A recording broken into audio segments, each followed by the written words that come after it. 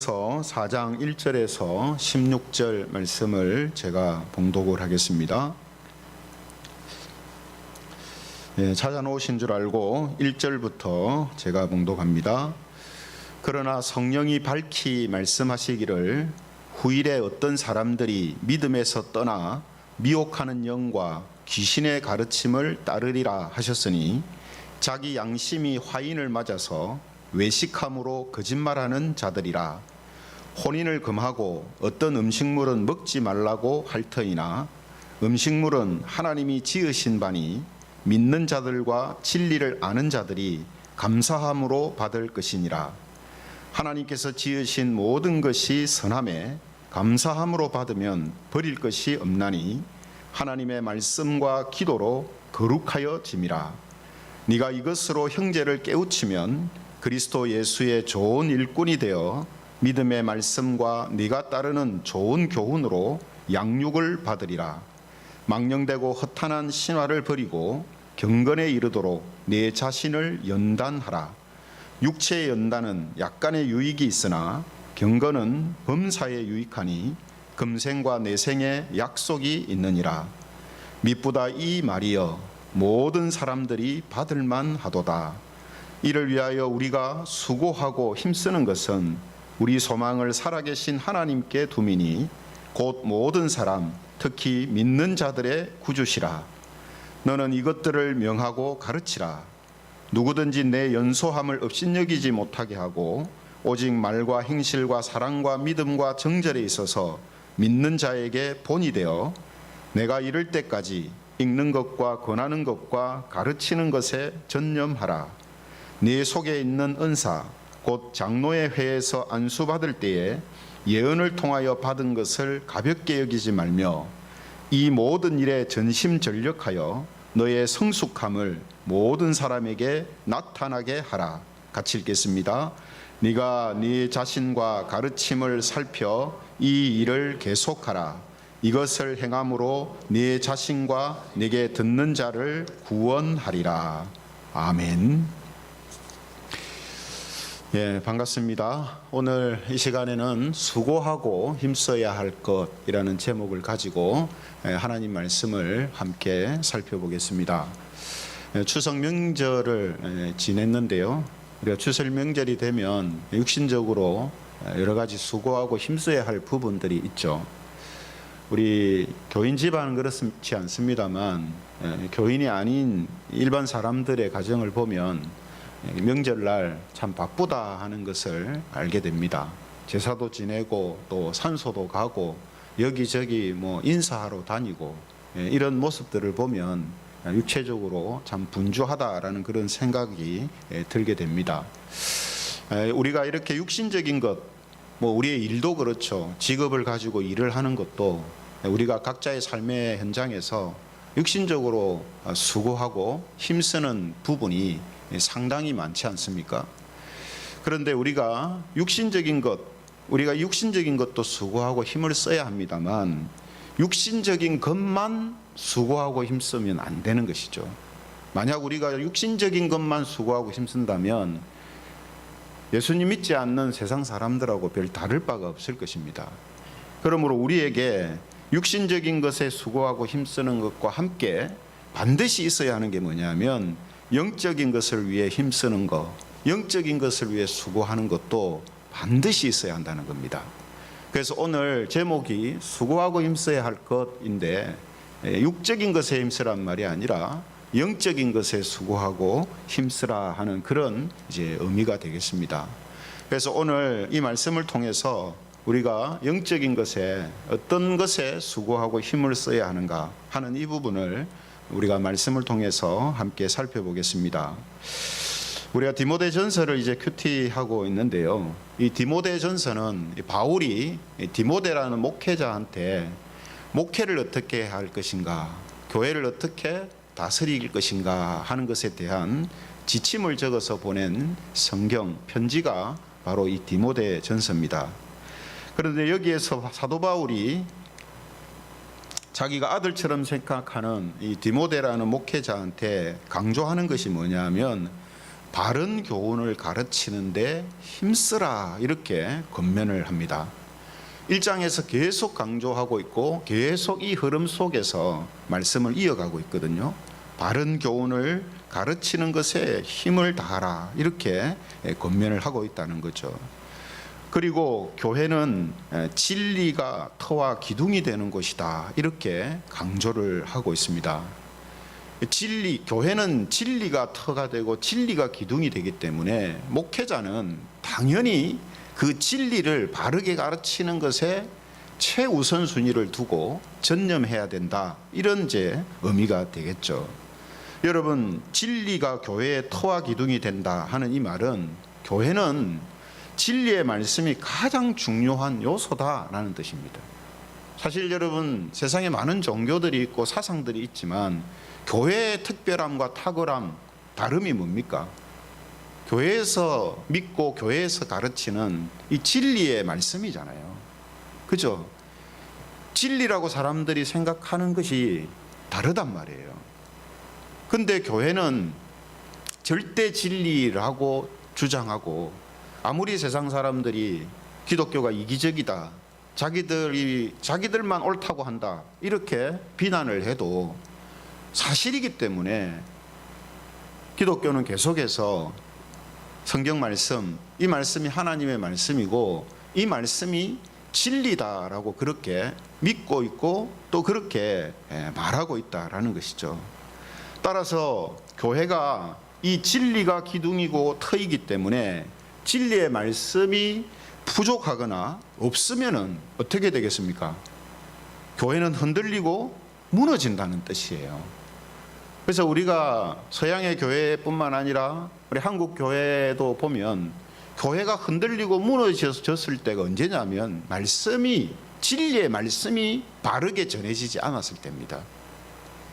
진리의 말씀이 바르게 전해지지 않으니까 교회와 교인들이 바른 신앙으로 세워지지 못하고 결국은 세상의 거친 바람과 파도에 넘어지는 거거든요.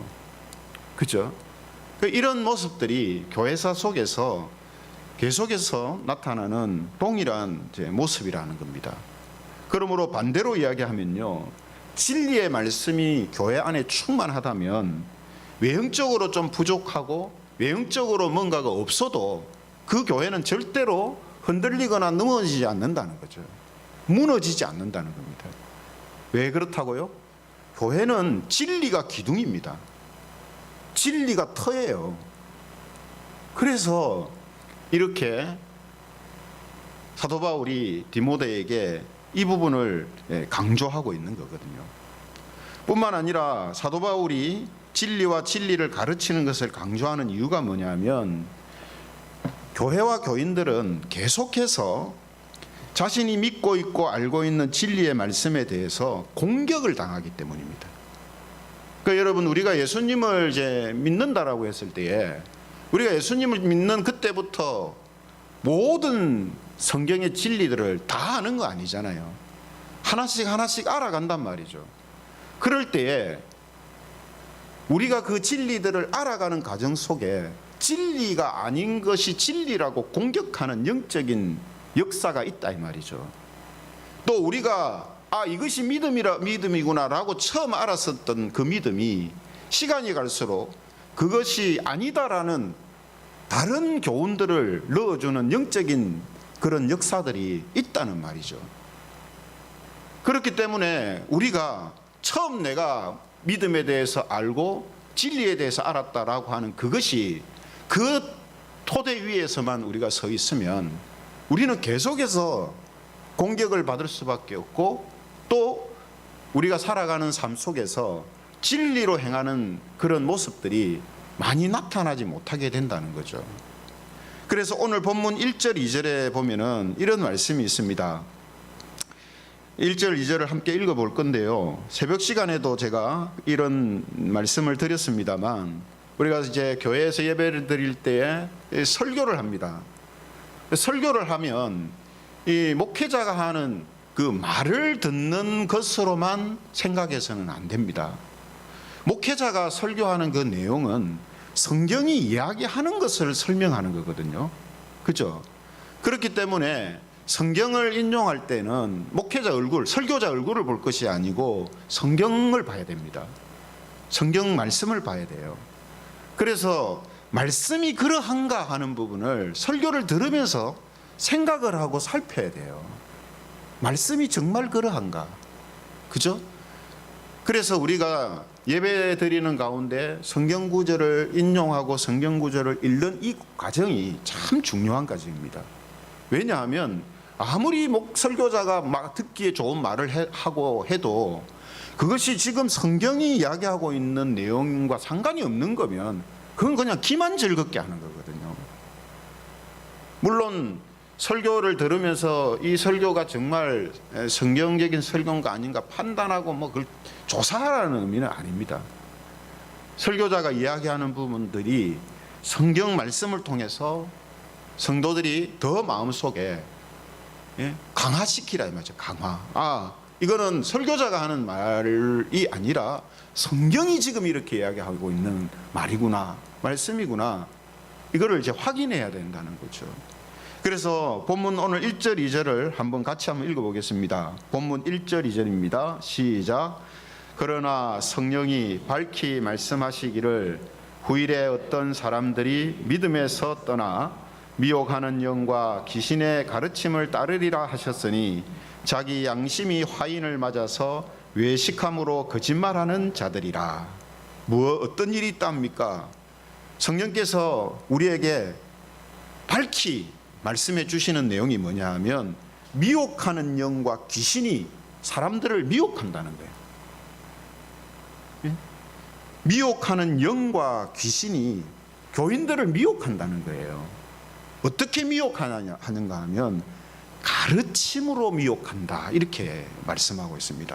그렇죠? 거기 다시 한번 보세요. 어떤 사람들이 믿음에서 떠나 미혹하는 영과 귀신의 가르침을 따르리라 이렇게 돼 있잖아요. 그냥 홀리는 게 아닙니다. 악한 영이 또 귀신이 그냥 우리가 뭐 생각하지도 못하는 상황에서 쏙 우리를 뭐 홀리는 게 아니라 가르침을 통해서 다른 교훈들, 세상의 다른 이야기들을 통해서 우리를 그쪽으로 끌고 간다 이 말이에요. 미혹한단 말이에요. 그런데 그런 일을 할 때에 매개체로 사용하는 대상이 누구냐면 사람입니다. 특별한 경우에는 악한 영과 귀신들이 직접 그 사람에게 그런 어떤 마음이나 생각들을 불어넣을 줄 때도 있겠지만 대체로 대부분의 경우 사람들을 이용해서 그 가르침을 전달해 준단 말이죠. 그래서 2절에 보면은 뭐라고 되어 있습니까? 자기 양심이 화인을 맞아서 외식함으로 거짓말하는 자들이라. 양심이 그러니까 미혹하는 영과 귀신의 가르침을 받은 사람들이 양심이 작동을 안 한다 이 말이에요. 무엇이 옳고 그른 것인지 이것을 구분해내지를 못한단 말이에요. 그리고 양심의 가책도 받지 않는단 말이에요. 그래서 그 사람들이 뭘 하냐면 거짓말을 한다 이 말이에요. 자기는 안 믿으면서 믿어야 된다고 거짓말을 하고 자기는 그렇게 안 하면서 그렇게 해야 된다고 거짓말을 한단 말이에요. 이 사람들이 누구냐 하면 성경의 표현으로 하면 거짓 선지자들, 거짓 교사들이라 이 말이죠. 지금식으로 하면 거짓 목회자들이란 말이에요. 거짓 교사들. 이렇게 사람들을 미혹하고 유혹하는 일들이 교회와 교인들한테 있다는 거예요. 그럼 옛날만 그렇느냐? 지금도 그렇습니다. 지금도 수많은 교회와 목회자들이 있잖아요. 있는데 전부 다가 목사라는 타이틀을 갖고 있으면은 전부 다 참 선지자냐? 그렇지가 않다는 말이에요. 이건 제가 이야기하는 게 아니고 성경이 지금 그렇게 이야기하는 것입니다. 그래서 그런 사람들을 통해서 교회가 진리를 따라가는 교회가 아니고 진리가 아닌 다른 교훈을 따라가는 교회로 만들어버린다 이 말이에요. 교인들이 바른 신앙을 가지고 살지 못하도록 한다 이 말이에요. 누가요? 목회자들이 그렇게 한단 말이에요. 선생들, 교사들이 그래 한단 말이에요. 목회자들이 가르치는 그 가르침을 받은 사람들이 교회 안에서 교사로 세워지고 구역장으로 세워지고, 예? 그런 사람들이 목회자를 통해 교육받은 것을 그대로 교인들한테 가르칠 것 아니겠어요? 이런 현상이 일어나기 때문에 오늘 바울 사도가 디모데한테 바른 교훈을 가르치는 일에 전념을 해라라고 지금 이야기를 하는 거예요. 여러분, 세상의 초대교회, 지금 성령의 강력한 역사가 있었던 시기인데도 이런 일들이 지금 초대교회 안에 일어나고 있어요. 사도 바울뿐만 아니라 사도들이 버젓이 지금 살아있고요, 사도들의 제자들이 지금 활동하고 있는 그런 시기인데도 교회 안에 이런 일들이 지금 일어나고 있다는 거거든요. 그러니 지금은 뭐 더 말할 것도 없습니다. 지금은 여러분, 이전처럼 뭐 사도 같은 그런 권위 있는, 기독교 전체를 아우르는 권위 있는 사람이 있습니까? 권위만 있는 게 아니라 정말 바른 진리 안에 누구보다도 서 있는 그런 사람이 있습니까? 없거든요. 그러므로 지금 이 시대는 정말로 더 이런 일들이 많다는 말이에요. 그러면서 오늘 거짓 교사들, 거짓 선지자들이 진리를 가르치지 않고 다른 교훈을 가르치는 예를 두 가지를 들어서 설명을 합니다. 우리가 이 두 가지 예를 딱 보면, 지금 성경이 진리 안에서 살고 바른 교훈으로 살고 바른 교훈을 가르치라는 게 뭔가 하는 것을 우리가 알 수가 있어요. 자, 여러분, 그 두 가지를 한번 보겠습니다. 3절 상반절에 이제 이야기를 하고 있는데요, 3절 상반절에 보시면 혼인을 금하고 어떤 음식물은 먹지 말라고 할 터이나, 양심의 불도장을 맞아가지고 기능이 작동되지 않는 사람들이 거짓말을 하는데, 초대교회 당시에 무슨 거짓말을 교회 안에서 했냐면 혼인을 금해라, 혼인하지 마라, 또 어떤 음식물은 먹지 마, 이렇게 가르쳤다는 거예요. 첫 번째로 우리가 이 내용 중에 하나를 보면요, 거짓 교사들은 왜 혼인을 하지 마라 라고 가르쳤냐면 부부 생활을 부정한 것으로 규정하고요, 혼인을 하지 않거나 부부 생활을 하지 않으면 거룩해진다라고 가르쳤던 겁니다. 결혼을 안 하거나 결혼을 했다 하더라도 육적으로 부부 생활을 하지 않는 사람들이 거룩한 사람이다, 이렇게 가르쳤다는 거예요.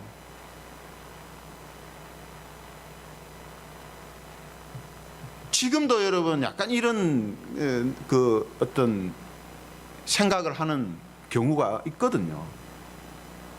그죠? 그러나 그건 잘못된 가르침이라는 거죠. 두 번째로 가르친 게 뭐라고 했습니까? 특정 음식물을 먹지 말라. 왜냐? 특정 음식을 먹지 않아야 거룩해진다고 가르친 거예요. 그럼 왜 이 사람들이 특정 혼인을 하지 말라 하고 특정 음식을 먹지 말라 하고 했는가 하면, 여러분, 당시에 이제 사람들한테 많이 퍼져 있던 사상 중에 하나가 뭐냐면 사람의 영혼은 선하고 육체는 부정하고 악하다 하는 사상이었습니다. 영은 아주 선하고 어려운데 육은 죄로 인하여서 더럽고 악하다는 거예요. 그래서 결혼하지 말라는 거예요. 부부관계 하지 말라는 거예요. 그래야 거룩하다는 거예요. 또 어떤 특정 음식물을 먹으면 육체가 더러워지기 때문에 거룩하지 못하게 된다, 이 말이에요. 그래서 그런 음식은 먹지 마라, 이렇게 가르쳤다는 거죠. 두 개를 종합적으로 이야기하면 금욕 생활을 통해서 거룩해질 수 있다고 사람들한테 가르친 겁니다. 금욕 생활, 예? 육체가 원하는 그런 일들을 하지 않고 또 음식을 먹지 않고 절제하고 금식하고 하는 이런 것들을 통해서 내가 거룩해진다라고 그렇게 가르쳤단 말이에요. 근데 이게 뭐라고요? 잘못된 가르침이고 거짓말이라 이 말이에요. 어떤 음식을 안 먹거나 우리가 금식한다 해서 내가 거룩해지는 게 아니라는 겁니다. 결혼을 안 한다고 그 사람이 결혼한 사람보다 선하고 거룩한 사람이 아니라 이 말이에요. 근데 그렇게 가르친다는 거죠. 여러분, 이 두 가지와 관련된 성경이 말씀해 주시는 진리의 내용은 뭡니까? 그래서 3절 중반절부터 4절까지 쭉 이야기를 하고 있는데요. 우리 3절 중반절부터 4절까지 한번 읽어보겠습니다. 음식물은부터요. 시작. 음식물은 하나님이 지으신 바니 믿는 자들과 진리를 아는 자들이 감사함으로 받을 것이니라. 하나님께서 지으신 모든 것이 선함에 감사함으로 받으면 버릴 것이 없나니.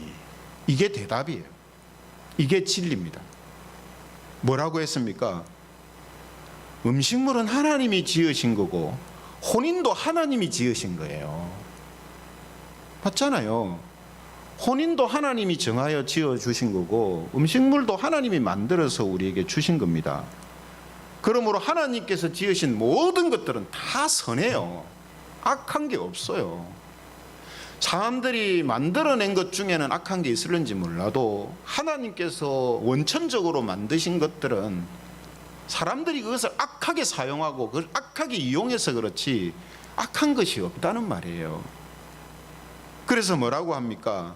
하나님께서 지은 것이 모든 것이 선함에 감사함으로 받으면은 버릴 것이 없다, 악할 것이 없다, 하지 않아야 될 것이 없다 이 말이에요. 이와 관련해서 예수님께서도 마가복음 7장 15절 16절에서 이런 말씀을 하셨거든요. 우리 이거는 앞을 보시면서 인용 구절이니까 앞을 보시면서 같이 읽겠습니다. 시작. 무엇이든지 밖에서 사람에게로 들어가는 것은 능히 사람을 더럽게 하지 못하되 사람 안에서 나오는 것이 사람을 더럽게 하는 것이니라. 사람 밖에서 들어가는 게 사람을 더럽게 하는 게 아니라 사람 안에서 나오는 것이 사람을 더럽게 하는 거다. 그러니까 하나님이 우리 바깥쪽에 만들어 놓으신 모든 것들이 그것이 우리를 악하게 만드는 게 아니라 그것을 바라보고 이해하고 사용하는 우리 안에서 나오는 것들이 그것을 더럽게 하고 악하게 한다 이 말이에요. 그러므로 혼인도 하나님이 지으신 것이고 음식물도 하나님이 만드신 것이기 때문에 그 모든 것들을 감사함으로 받으면 버릴 것이 없다 하는 겁니다. 다르게 말하면 혼인을 금하라 하는 이런 이야기들은 그건 전부 거짓말이다 이 말이에요. 예? 부부 관계를 하지 않으면 거룩하다는 거 다 거짓말이란 말이에요. 그건 그냥 자기 느낌이지 그거는 진리가 아니라 이 말이에요. 어떤 음식물이 더럽다, 그거 안 먹으면 거룩해질 수 있다, 그것도 다 거짓말이란 말이에요. 성경이 우리에게 알려주는 진리가 바로 이런 거라는 겁니다. 그럼 여러분, 우리가 이렇게 생각할 수 있습니다. 뭐 그 두 가지 혹 뭐 그렇게 이해를 하고 결혼을 안 한다든지 뭐 어떤 음식물을 안 먹으면은 뭐 그렇다고 그게 뭐 크게 문제가 되나 이렇게 생각할 수 있습니다. 근데 중요한 거는 뭐냐면 그런 작은 것 지엽적인 부분들을 관련해서 진리의 말씀에 대해서 듣지 않고 진리로 해석하지 않으면 다른 전부 다를 그렇게 하는 거예요. 문제는 이겁니다. 뭐 이거 하나 그렇게 뭐 좀 다르게 한다고 크게 문제가 되나? 크게 문제가 안 될 수 있어요. 그러나 그런 방식과 그런 태도와 그런 이해는 다른 것들도 그렇게 말하고 생각하게 만든단 말이에요. 그래서 결국은 뭡니까? 자신의 삶이 진리로 이끌려가는 삶이 아니고 세상이 말하는 혹은 자기가 생각하는 그런 방식으로 살아가는 그런 사람으로 바뀌어진다는 거거든요.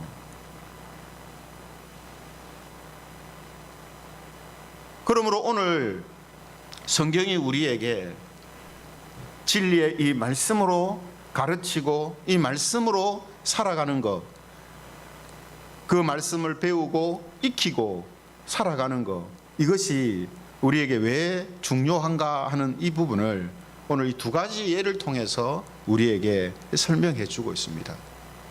그래서 이 두 가지의 결론이 뭡니까? 5절이거든요. 5절 말씀. 결론이 뭡니까? 같이 한번 읽어보겠습니다. 5절입니다. 시작.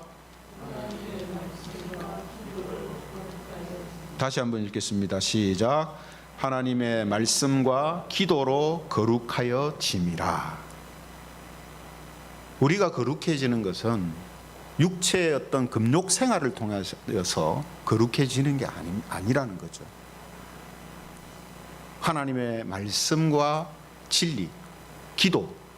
하나님의 말씀이 뭐냐면 진리로 살아갈 때 우리가 거룩한 사람들이 되어지는 것이지, 그죠? 그 진리가 뭡니까? 금욕을 통해서 우리가 거룩하게 되는 것이 아니라 그리스도를 믿는 믿음을 통해서 거룩하여진다라는 이 사실을 믿는 자들이 거룩한 자지,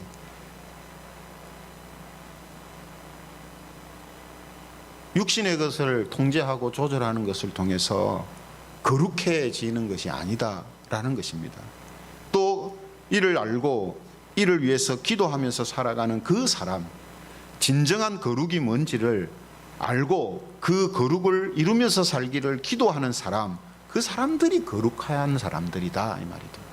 그래서 하나님의 말씀과 기도로 거룩하여진다라고 우리에게 결론적으로 말씀해 주고 있는 것입니다.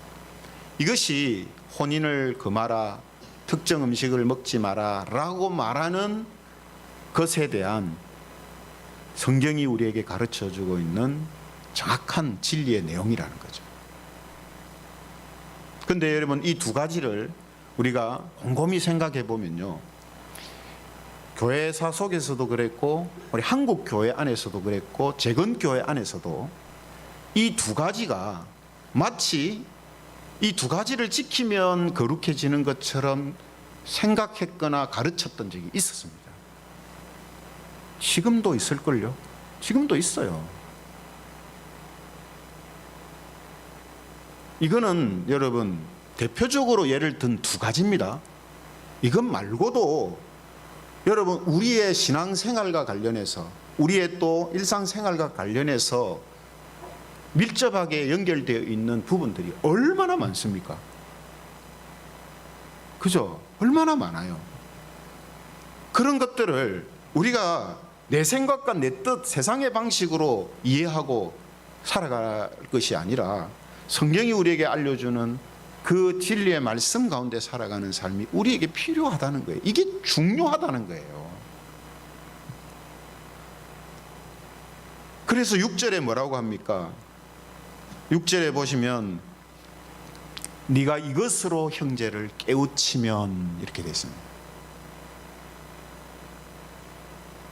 이것으로 형제를 깨우치면, 이것이 뭡니까? 진리의 말씀을 말합니다. 진리의 말씀으로 다른 교훈을 따라가려고 하는 교인들을 깨우쳐주고, 세상을 따라 세상의 방식으로 살려고 하는 교인들을 깨우쳐주고, 세상의 단체처럼 운영하려고 하는 교회를 깨우쳐주고, 그렇게 깨우쳐줄 때에 어떤 일이 일어난다고 합니까? 그리스도 예수의 좋은 일꾼들이 세워진다는 거예요. 그리스도 예수의 좋은 일꾼이 되어서 믿음의 말씀과 네가 따르는 좋은 교훈을 통해서 양육을 받으리라. 여기 양육이라는 단어가 나오죠. 무엇으로 양육합니까? 믿음의 말씀입니다. 말씀으로 양육되어질 때에 그리스도 예수의 좋은 일꾼들이 세워진다는 거예요. 그래서 10절에 뭐라고 합니까? 10절에 이를 위하여 우리가 수고하고 힘쓰는 것이라고 표현합니다. 바울도 수고하고 힘쓰는 게 뭐냐 하면 바로 이 복음과 진리의 말씀을 전하고 가르치는 이것에 수고하고 힘을 쓰고 있다라고 말하고 있습니다. 그래서 11절에 보면은 같은 맥락에서 뭐라고 합니까? 11절, 너는 이것들을 명하고 가르치라. 이것들을 명하고 가르치라.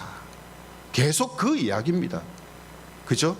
그래서 13절에 내가 이럴 때까지 읽는 것과 권하는 것과 가르치는 것에 전념을 해라. 왜냐? 진리가 교회의 기둥과 터이기 때문에 이 일에 전념을 해라 하는 겁니다.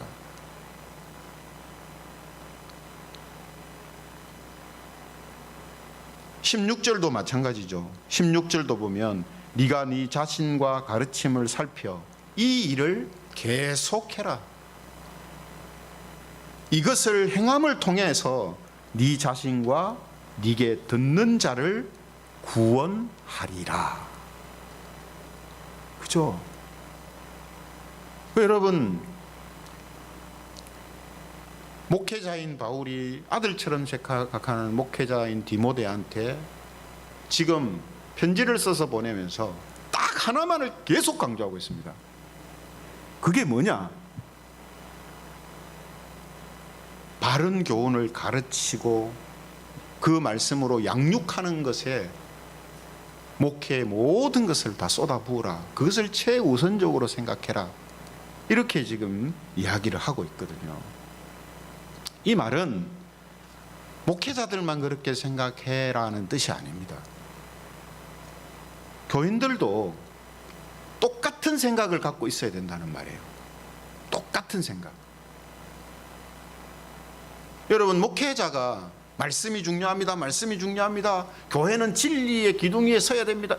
강조하는데 교인들은 말씀도 중요하지만 이런 게 또 있어야 안 됩니까? 저런 거 해야 되지 않습니까?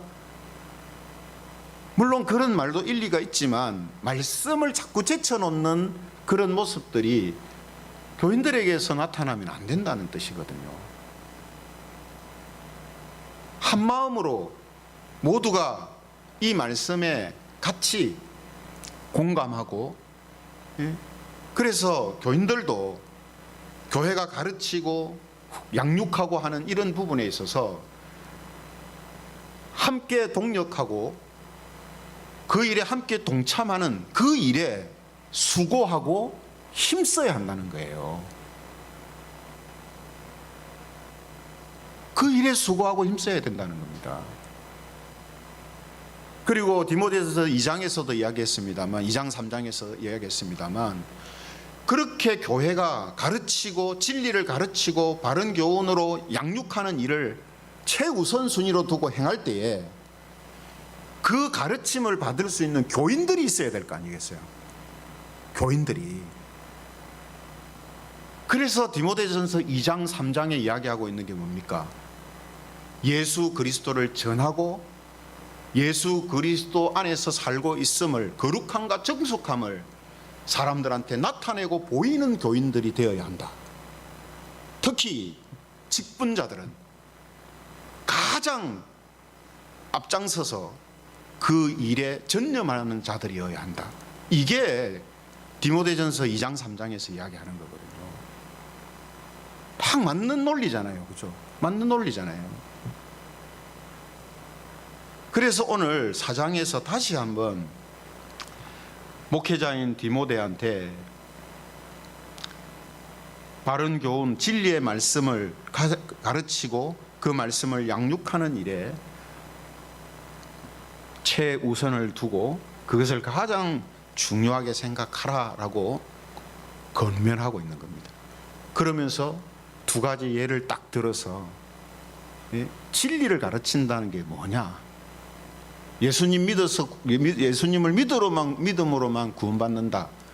그건 복음만이 아니라 교회와 성도들의 삶 속에서, 신앙 속에서 언제든지 있을 수 있는 그런 일들에 대하여서 성경 말씀을 통해 바르게 해석하고 바르게 적용해서 살아가는 그 모습이 진리의 말씀으로 살아가는 것이라고 지금 이야기를 하고 있다는 겁니다. 그러니 이것이 어느 시대든지 중요하지 않을 수가 없잖아요. 그죠? 그래서 오늘 이 두 가지 예를 통해서 우리가 본 것처럼 우리가 성경이 말씀하는 진리를 모르거나 그것에 관심이 없으면 거짓말에 미혹되고 속을 수밖에 없습니다. 왜냐하면요, 뭔가를 해야 되는 것은 기정사실이에요. 신앙으로 살아가는 때에 뭔가를 해야 된다는 건 기정사실인데 그걸 어떻게 해야 되는가 하는 부분은 다르단 말이에요. 맞잖아요. 지금 우리가 똑같이 예배를 드리고 있습니다. 예배를 드린다라는 것은 교인이라면 당연한 의무예요. 그러나 어떻게 예배를 드리느냐, 이건 다른 문제입니다. 맞잖아요. 여러분 각자가 어떻게 예배를 드리는가 저는 그건 자세히 몰라요. 그러나 성경이 우리에게 알려주는 예배를 어떻게 드려야 된다는 진리의 내용은 존재하고 있어요. 그럼 우리는 어떻게 해야 됩니까? 내 생각, 내 뜻대로 예배를 드려야 됩니까? 내 하고 싶은 대로 예배를 드리면 됩니까? 안 되잖아요. 그건 거짓말에 속아서 지금 살아가는 거고, 성경이 우리에게 예배를 어떻게 드려야 하는가 하는 것을 알려주는 것을 알고 예배 가운데 그런 예배자의 모습으로 우리가 있는 것, 이게 이제 진리로 살아가는 사람이거든요. 그런 예배뿐만 아니라 우리가 당연히 해야 하는 일들이 교회 안뿐만 아니고 교회 밖에 나가서 생활할 때에도 신앙인으로서, 기독교인으로서 우리가 해야 하는 일들이, 당연히 해야 하는 일들이 너무나 많지 않습니까? 그걸 어떻게 해야 하는가 하는, 여기에서 그 부분에 우리가 진리를 정확하게 알고 있는가 하는 이 부분이 중요하다고 지금 강조를 하는 거예요. 이 부분이 중요하다는 거죠. 근데 의외로 사람들은요, 뭐 그게 중요하노? 그냥 뭐 그거는 뭐 그냥 대강 그래 하면 안 되나? 뭐 그런 것까지 일일이 뭐 이렇게 해야 된다, 저렇게 해야 된다, 따질 필요 있나? 뭐 이렇게 이야기를 해요. 그렇게 이야기하는 경우는 대부분 보면 다 자기 생각대로, 자기 뜻대로 하려고 하기 때문이에요. 그래서 오늘 이런 부분에 있어서 진리의 말씀으로 살아가는 것에 중요성이 있다라는 사실을 우리가 다시 한번 확인할 수 있기를 바랍니다. 그러므로 목회자는 진리의 말씀을 가르치는 그 사역에 또 힘을 다하고 수고하고, 또 교인들도 육적인 일에만 몰두할 것이 아니라 진리의 말씀으로 양육받는 일에 수고하고 힘을 쓰고, 또 그 깨닫고 배우고 또 가르침 받은 그 진리를 가지고 세상 속에서 살아가는 이런 유기적인 모습들이 교회 안에서 계속해서 일어날 때 바로 그 교회가 건강한 교회요, 성령님께서 강하게 역사하고 계시는 그런 교회다라는 이 사실을 우리가 다시 한번 확인하고 또 깨닫기를 바랍니다. 그래서 우리 교회가 오늘 사도 바울이 간절하게 권면하고 있는 바로 이런 모습들이 많이 나타나는 그런 건강한 교회, 영적인 교회, 능력 있는 교회가 되기를 주님의 이름으로 축원합니다. 말씀을 우리 생각하시면서 우리 같이 찬양 드리겠습니다. 온 맘 다해 주 사랑하라.